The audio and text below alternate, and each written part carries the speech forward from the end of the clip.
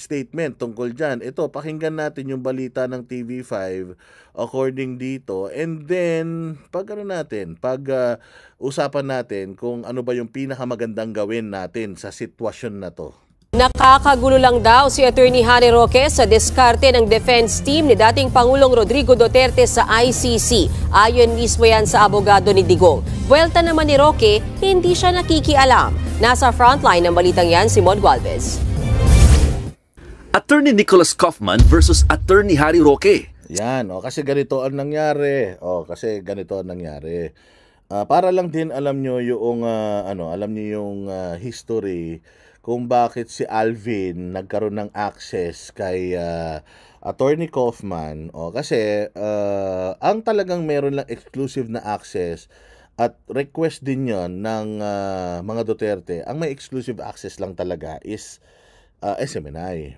Sila Kuya Anton at saka si Ate JL ng SMNI Europe. So, lagi lang sa kanilang nagbibigay ng exclusive interview, yan si Kaufman. And syempre, ba't ka pa magtitiwala sa mainstream media natin? Alam naman natin na maghahanap lang naman yung mainstream media natin ng mga kabalbalan, mga puke ng ina niyan. Maghahanap lang ng kabulastugan yung mga hayop na yan para lang mapapangit pa itong reputasyon ng mga Duterte. So ngayon, itong SMNI, syempre, the truth that matters, nagbabalita ng tama yan. Kung ano yung mismong sinabi ni Kaufman, yun lang yung ipapalabas nila. Hindi na sila mag-i-interpret ng kung ano-ano pa, hindi nila ititwist. May mga pagkakataon kasi na hindi naman, syempre wala namang mga bahay dito. Kasi ang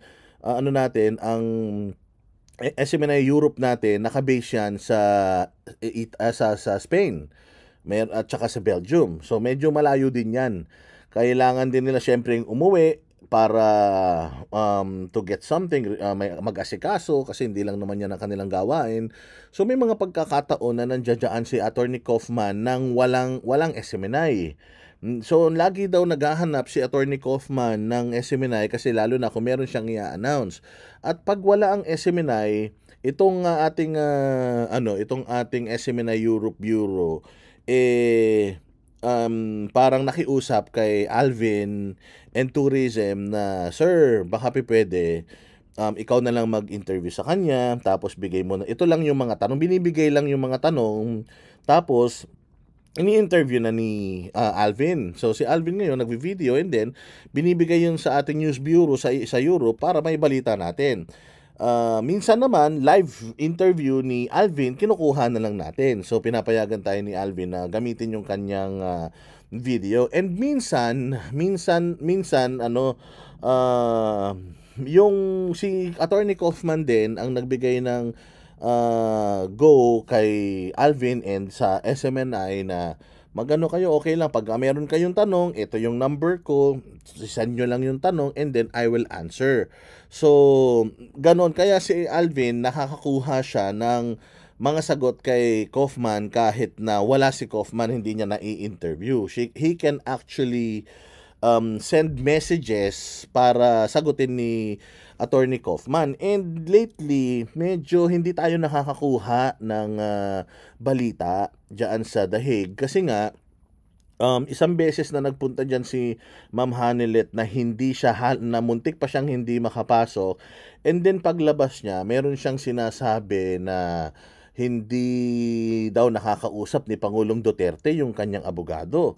Alam natin na everyday, nandiyan, before bumisita yung mga pamilya, everyday nandiyan yung legal team ni Attorney Kaufman. So, magkakaroon ng agam-agam na, teka, hindi siya na nag-uusap ni Pangulong Duterte.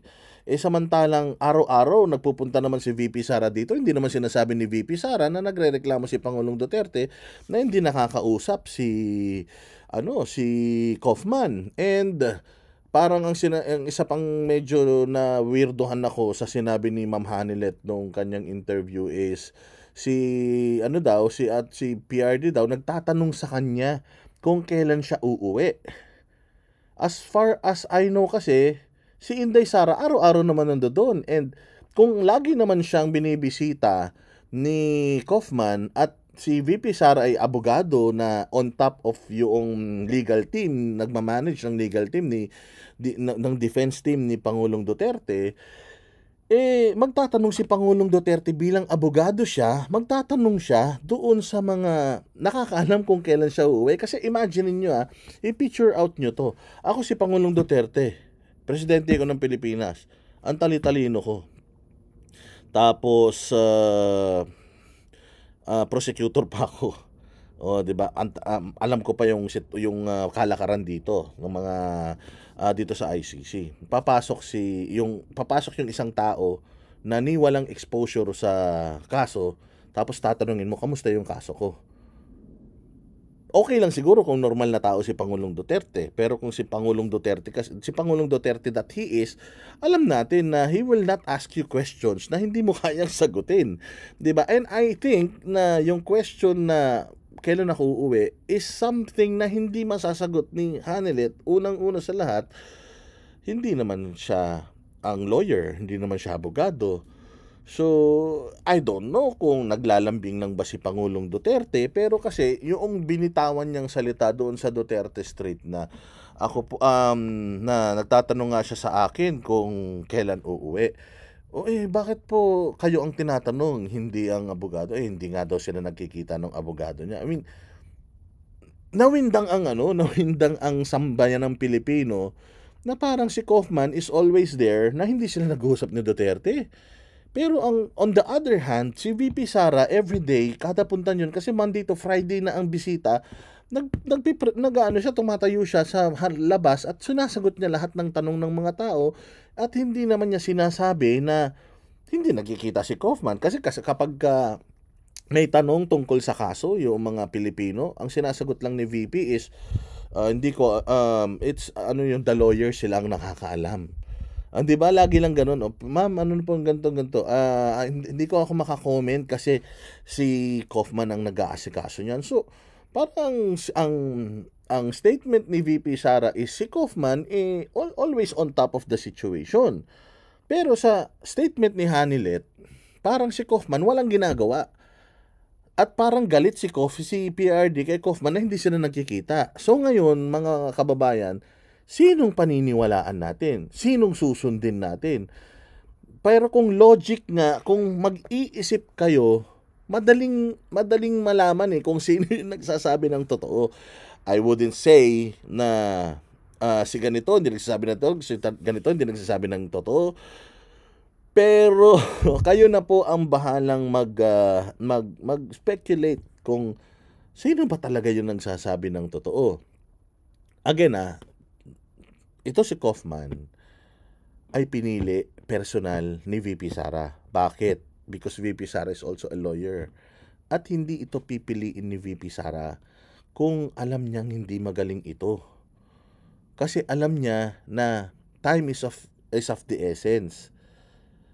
Si PRD is matanda na. So we need to act as quick as possible. Kung ako halimbawa si VP Sara and I am also a lawyer, alam ko ang scam ng mga lawyers. Kasi may kasabihan nga sila sa mga abogado na do not kill the goose that's laying the eggs. Ibig sabihin, may kasabihan kasi na kapag tinapos mo kagad yung kaso, di tapos na rin yung bayad ng kliyente sa'yo. Totoo naman yan. At marami talagang mga abogado na patatagalin yung kaso mo para makasingil sa'yo. Kasi yun yung pinalalabas ngayon kay Attorney Kaufman. And kung maniniwala kasi kayo dyan, parang sinabi nyo, natatanga-tanga si Inday Sara na magiging presidente siya ng Pilipinas someday, tapos niloloko siya ni Kaufman nang wala siyang ginagawa. 'Di ba? Naisip nyo ba 'yon? So although gusto natin talaga si Pangulong Duterte na makalabas na ng Pilipinas, makabalik na ng Pilipinas, at gusto natin 'yun agad-agad, circumstances dictates na merong levels of attack etong sila Kaufman. And ano yon, strategies yun. Hindi yun dapat na-expose. Magtiwala tayo sa pinagkatiwalaan ni Inday Sara. Kasi kung hindi tayo magtitiwala sa pinagkatiwalaan ni Inday Sara, parang hindi na rin tayo nagtitiwala kay Inday Sara. Parang tanga ang tingin na rin natin kay Inday Sara na niloloko lang siya ni Kaufman, pinatatagal lang ni Kaufman yung kaso para pagkapirahan niya ng pinababayaan ni Inday Sara. 'Di ba? Parang ganun kasi yung nangyayari eh. Hindi natin iniisip na si Kaufman personal na pinili ni VP Sara. And kung talagang naniniwala kayo na sobrang magaling at matalino si VP Sara, being a lawyer as well, hindi papayag si VP Sara na peperahan mo lang kami nang walang nangyayari. Nagigets siya yung ibig kong sabihin? Hindi ba? Kaya tayo kasi being emotional, madali tayong magsalita ng mga bagay-bagay nang hindi natin tinitingnan yung ibang side ng istorya, lalong-lalo na kapag nakinig na tayo sa mga sinasabi ng ibang mga vloggers. So dapat personally ikaw magkaroon ka rin ng sarili mong opinion. Ano ka rin, gumamit ka din ng logic. 'Di ba? Sino ba dito yung dapat na pinagkakatiwalaan mo at nagsasabi ng totoo, and then yung pinakamalapit sa katotohanan dapat doon ka, hindi ba? O kasi parang ngayon ang lumalabas Harry Roque, tingnan mo dito, Harry Roque versus Kaufman. So kanino ka ngayon dito sasama sa dalawa? Kung totoo man ito, kanino ka? Kay Harry Roque o kay Kaufman ka? Kung kay Harry Roque ka, hindi po part ng legal team si Harry Roque. So doon ka sa kalaban ng part ng legal team. So it's as if namimili ka between Harry Roque versus Kaufman and VP Sara. Because again, si VP Sara ang personal na pumili kay Kaufman. Kanino ka magtitiwala?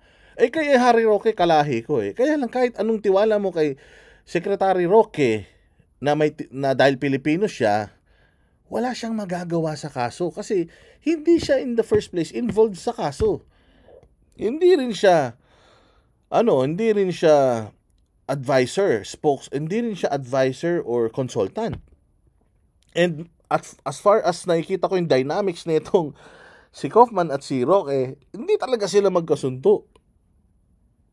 'Di ba? So, alam mo yun, ang hirap ng sitwasyon, tapos tayo nakikisali tayo dahil lang emotional tayo. Mas lalong dumalaki yung problema kapag ganun. Kasi kung ako, gusto ko rin namang mapauwi si Pangulong Duterte. Siguro mas pipiliin ko na manahimik at antayin kahit marami akong alam. Let's say for example, marami akong alam, matalino ako, taga-Supreme Court ako, taga-ICC ako mismo. Since hindi naman hinihingi yung opinion ko, I'll stop giving opinions publicly and just support the decision of VP Sara trusting this Kaufman. Pagka si VP Sara tinanggal na to si Kaufman dahil hindi nakatulong sa kaso ni VP Sara, pukin ang ina niyan, ipako natin sa krus yung putang inang abogado na yan. 'Di ba? Ganun ang gagawin natin. But until pinagkakatiwalaan pa siya ni VP Sara, siguro mas maganda mag-antay tayo. Tayong mga DDS, sanay tayong mag-antay ng matagal. Bagamat ayaw natin, sanay tayong mag-antay ng matagal. Antayin nating matapos ang lahat ng ito. Antayin nating umandar ang proseso. And then, mag-antay lang tayo ng resulta. Wala tayong magagawa, maniwala kayo sa hindi. Kaya lang natin magdasal, kaya lang natin sumuporta, pero wala tayong maitutulong sa kaso na ito. Kasi ang meron lang say dito is yung akusado, abogado ng akusado, at saka yung nasasakdal at abogado yung nagdidemanda at yung abogado na nagdidemanda. Yun lang yun. ICC, yung mga judges, even in Supreme Court sa Pilipinas, will not listen to the people. They will listen to the evidence. At wala tayong maitutulong doon. So, I am not discrediting Attorney Harry Roque because mataas ang respeto natin kay Harry Roque. And I know na he mean well. Gusto lang niya talaga na makatulong kay Pangulong Duterte. Pero para sa akin, kung sinasabi ng legal team na yung gusto mong mangyari is makakasama sa depensa namin, I think mag-lay low na muna siya and just observe. Tapos kung meron siyang nakikitang mali, do not say it in public. Kausapin mo si VP Sara, you have access naman. And if VP Sara listens to you, may mangyayari. But if VP Sara also rejects your recommendations, and then, ganun talaga ang buhay. Hindi ka pinakinggan. That's it. Tuloy ang buhay. 'Di ba? Antay tayo ulit. And then, pag nangyari ulit, meron ka ulit suggestion, kumuha ka ng audience with VP Sara ulit or other siblings, and then fight your case. But wag mong sabihin in public kasi kapag pinubliko mo yan at mayroong taong naniwala sa iyo at pinash si Kaufman, ano na yan, nagpo-propaganda ka na yan. Yun yung, yun yung para sa akin. But again, I respect Attorney Harry Roque. I love Harry Roque and I know na mas DDS yan kaysa sa akin.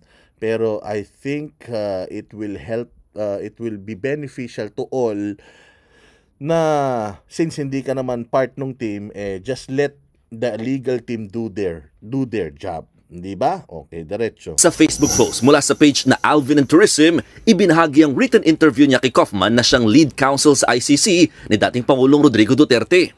Medyo mainit daw ang ulo niya kay Roque. Ayon kay Kaufman, sobrang panggugulo ng dating tagapagsalita ni Digong. Kesyo sinubukan pa raw nitong idemanda ang Dutch government para makalabas si Duterte gamit ang isang crazy scheme na halos ikapahamak pa raw ng buong defense team. Nang malaman pa raw ng Dutch lawyer na pugante si Roque, pinutol na nito ang contact sa dating presidential spokesperson. Dagdag pa ni Kaufman, walang may gusto kay Roque. Hindi raw interesado sa kanya si Duterte o kahit sino sa kampo nito. Ayan na yung pinakamasama sa lahat. Maniniwala ba kayo kay Kaufman? Ako, kung paggaganahin ko yung utak ko, kasi ang mga abogado may code of may sinumpaan yan na hindi sila pwedeng magsinungaling, lalong-lalo na kung patungkol sa kliyente nila. Kung itong mga sinabi niya na to, hindi talaga to sinabi ni PRD, pwedeng ma-disbar ito si Kaufman. Pero considering that Kaufman is the lawyer of PRD, he speaks in behalf of PRD, ang bigat ng mga binitawan niyang salita dito. It's as if si Harry Roque, panggulo lang sa kaso nila, si Harry Roque, banas na din si Pangulong Duterte sa kanya. At yung pamilya na siguro mga boss nito ni Kaufman na mga Duterte, naguguluhan na rin sa kanya. Ito yung pangit. Ayaw natin dumating sa ganito kasi nga nagkakapersonalan na. Dahil nga, inilalabas natin sa publiko yung professional na yung ating professional na opinion na hindi naman hinihingi talaga. Parang nangyayari ngayon, nilalabanan na ni Harry Roque etong si Kaufman at yung legal team na mas magaling ako, mas maganda yung idea ko kaysa sa'yo, ang bagal-bagal mo. Siyempre ako si Kaufman, ako yung abogado, kini-question mo yung authority ko at yung diskarte ko, mag-aaway tayo, hindi ba? Ilalabas ko kung ano yung sinasabi nung para lang huminto ka, baka kasi akala mo gustong-gusto ka nila, hindi po ganun, hindi ka nila gusto. Parang ganun yung pinalalabas dito ni Kaufman. Well, again, kanino kayo mas maniniwala? Kay Kaufman o kay Harry Roque? Pero again, delikado tong mga statements na binitawan ni Kaufman dito kasi hindi siya pwedeng magsinungaling bilang isang abogado. Bawal na bawal sa isang abogadong magsinungaling. Kaya ngayon, dito na tayo ngayon sumasama. Na dahil nagkakaroon na nga ng paksyon, nahahati, putang ina, divide and conquer. Sinisira tayo sa gitna and then sisirain lahat, masisira dahil dun sa maliit na gap at crack na yun. Kasi yan yung iwi-weaponize or yan yung sasamantalahin ng makakaliwa. Tandaan ninyo na ang Netherlands, karamihan dyan makakaliwa. Alam nyo ba na ang Netherlands natalo ang Duterte dyan? Hindi nanalo ang Duterte sa the Netherlands. Ibig sabihin, may mga tao pa din diyan na nakapalibot, lalo na kasama dyan sa Duterte Street na makakaliwa, na nagbubuyo para magkaroon ng away. Tapos, masira yung kausa.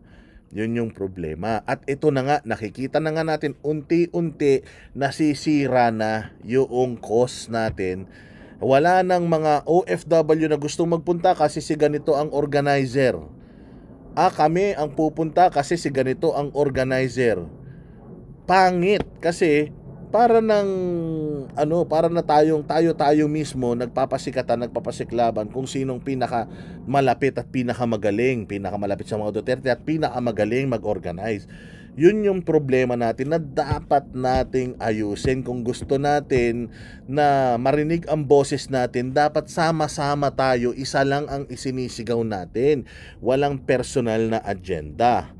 Okay, so again I am not against Harry Roque, I'm not against the Kaufman. Ako, nilalabas ko yung aking opinion, baka sakaling maliwanagan kayo. But ang gusto ko talagang mangyari is magkaisa tayo dito para mai-voice out natin, mas lumakas yung boses natin kasi mas marami tayong pare-parehas ng opinion. Wag na raw makialam si Roque sa kaso ni Duterte at bumalik na siya sa Pilipinas para ayusin ang sarili niyang mga gusot. Pero syempre, the former president, di ba? Yun ang sinabi ni Kaufman.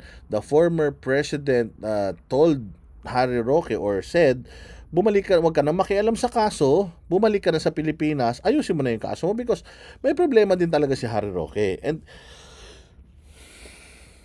lumabas patuloy dito sa sa mga statement ni Kaufman na denied yung asylum ni Harry Roque and naka-appeal siya ngayon. Naka-appeal, ibig sabihin, pag may ina-appeal ka, denied.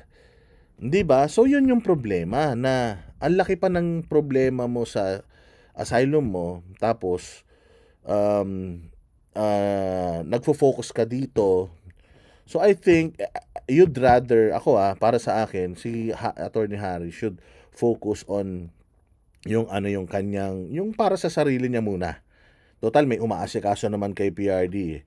And then, kapag nakuha niya na yung asylum, nakuha niya na yung gusto niyang makuha dito sa Netherlands, at hindi na siya mapapakialaman ng gobyerno natin, ayan, bumakbak na ulit. Okay yan. Walang problema dyan.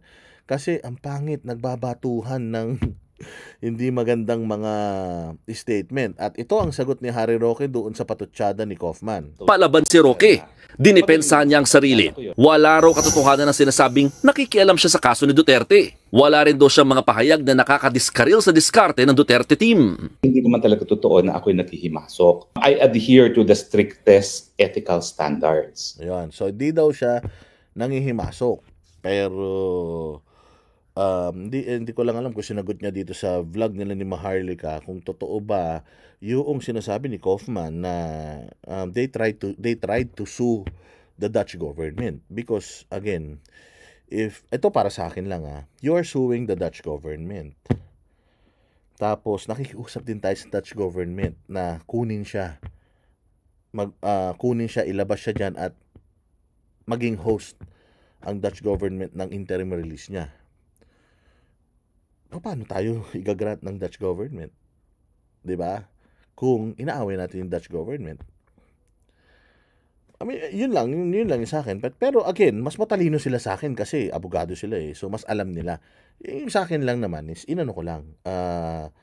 Parang yun lang yung interpretasyon ko. I may be wrong, pero pwede ring tama tayo, di ba? Nagbibigyan tayo opinion.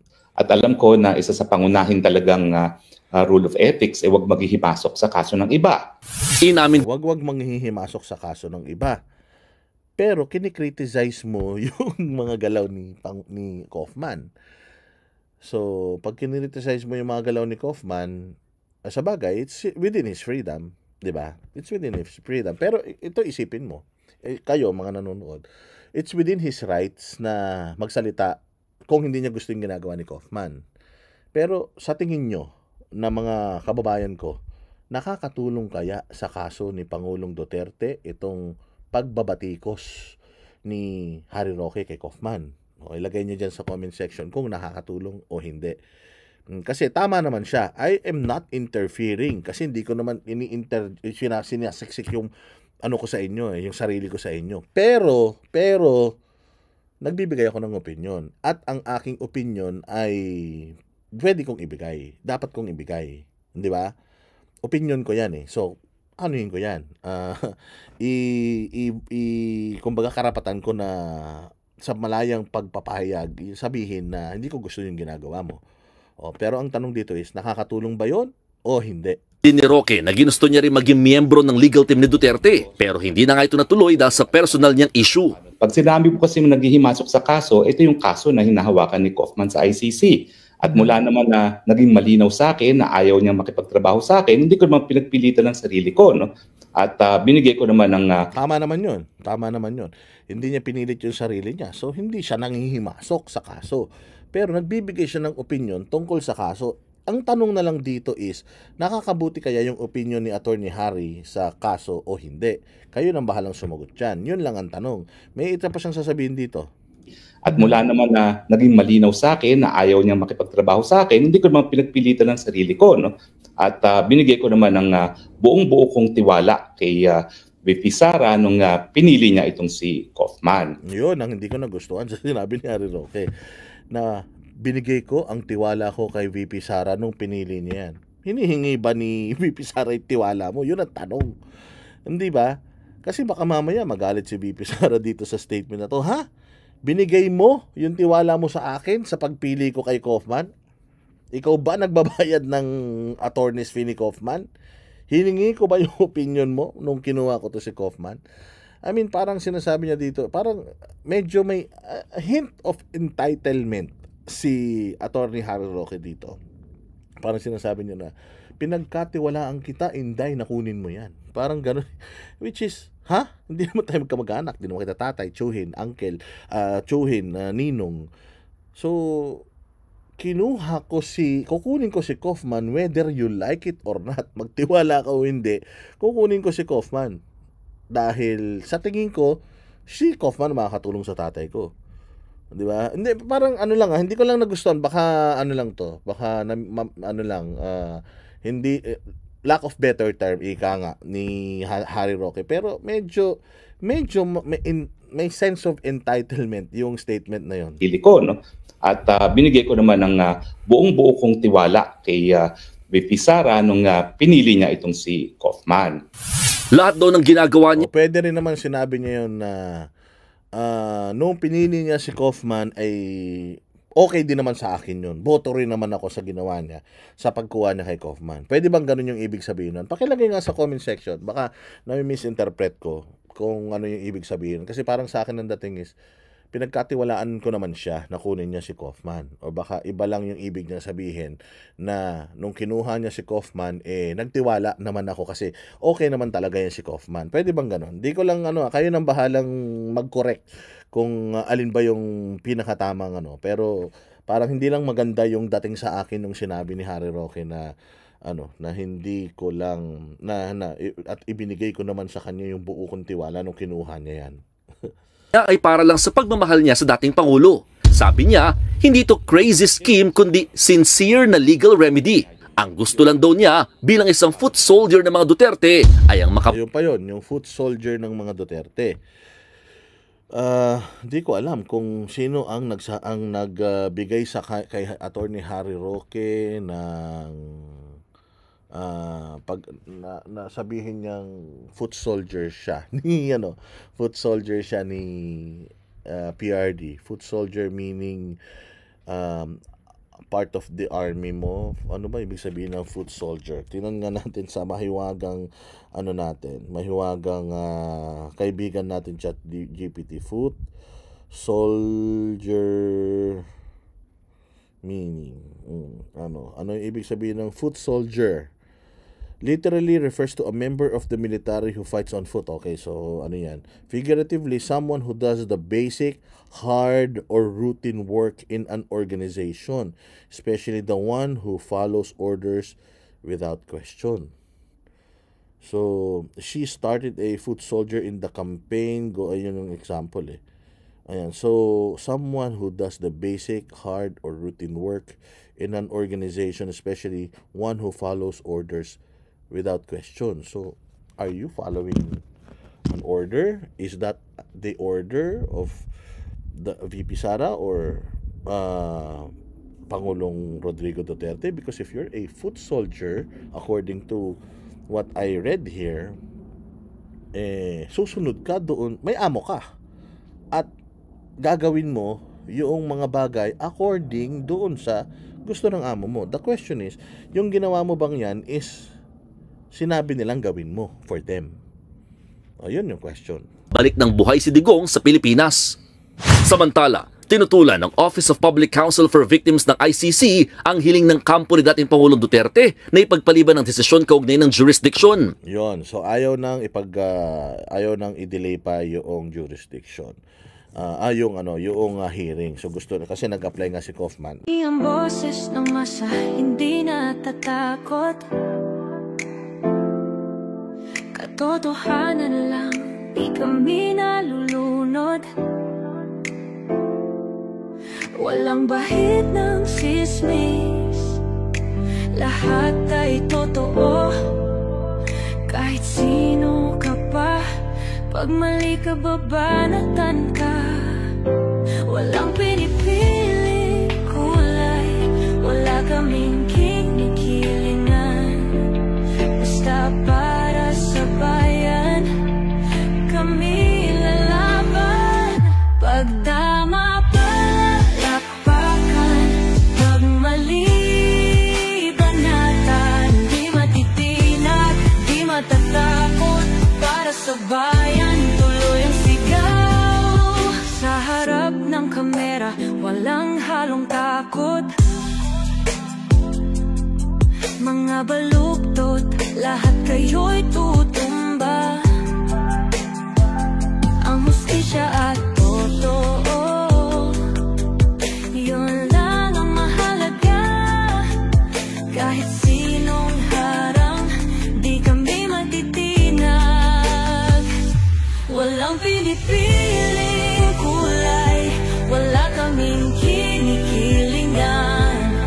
Basta para sa bayan, kami lalaban. Pag tama palakpakan, pag mali banatan. Di matitinag, di matatakot, para sa bayan tuloy ang sigaw. Kung nasa tama ka, ikaw ay aming kasama. Pero pag mali ka, handa ka na bang mabasag? Banateros kami, walang inuunan. Dahil bayan muna, bago ang sarili.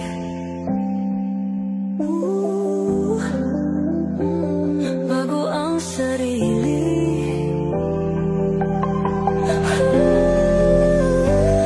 Pag tama palakpakan, pag mali banatan.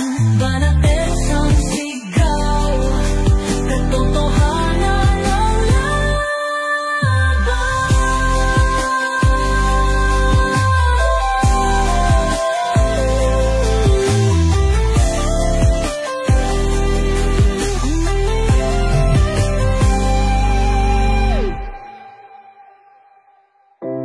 Sa harap